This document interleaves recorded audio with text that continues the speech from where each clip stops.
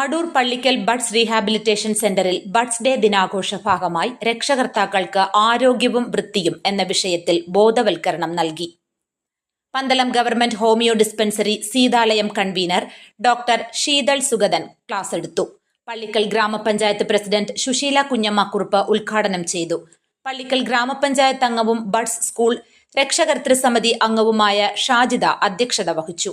ഗ്രാമപഞ്ചായത്ത് അംഗം ഷീന റജി, ഗ്രാമപഞ്ചായത്ത് secretary TS Sajeesh, assistant secretary Radhakrishna Pillai, CDS chairperson PK Geetha, Kudumbashree block coordinator Ramya, Snehitha gender help desk coordinator Gayathri, NAM medical officer doctor Shilpa Sathyan, clinical psychologist Annie Arjun, nurse Subi, Rajani എന്നിവർ സംസാരിച്ചു.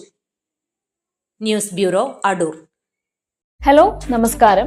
ഈ വരുന്ന ഓഗസ്റ്റ് 22 രാവിലെ 9:30 ഞാൻ അടൂരിൽ വരുന്നു.